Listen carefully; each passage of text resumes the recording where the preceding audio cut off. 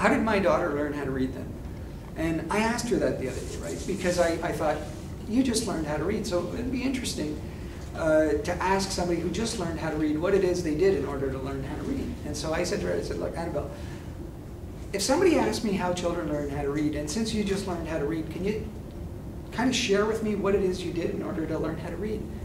And she thought about it for not too long, and then she said, well, I used to look at words and ask you what the word was, and then I'd write the word, and then I'd write it again without looking.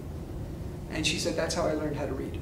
Now that was something she developed on her own. I didn't tell her to do it. Nobody else told her to do it. She just thought that that would work for her. And then, here's what else she did that she didn't share with me, but I know she did, and I think it was really helpful for her. She would be in her room with books, and we would be in our room. And so she would yell out, Dad, Mom, what do these letters spell? And we'd tell her what they'll spell, and then she'd just continue reading. And then when she gets stuck, and at first it was, you know, as you can imagine, pretty frequent where she would ask what the letters spell, but then after she just picked it up, and she went along with it. Now, she's never read Holt, right? I mean, she's 5, doesn't know who Holt is, but that's what Holt says is the best thing for young people to learn how to read. And he says adults who are interested in this should all wear a tag so that we can tell the young people that are around us that if you want to know what a word means, just ask us and we'll tell you, right? And I think all we have to do is just tell them the word. That's what they're asking for.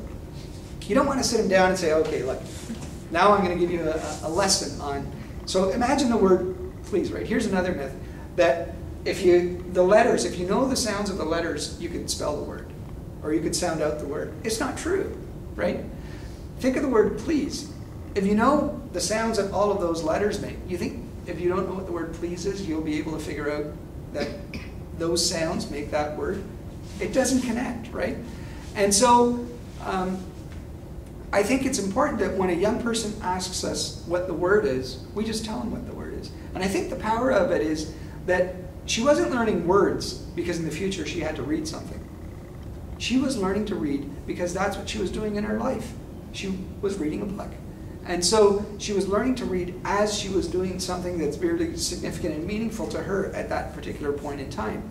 And I think that's how it has to be. And I think that in mainstream schooling, it's all backwards. That first they learn the words, and then learn disconnected words, and then eventually they'll start to progress to different levels of books, like a level 1 book and a level 2 book. But they just want to read. And because they want to read the story, then they're motivated to learn how to read because that's what they need to be doing. And I think that's how it has to be.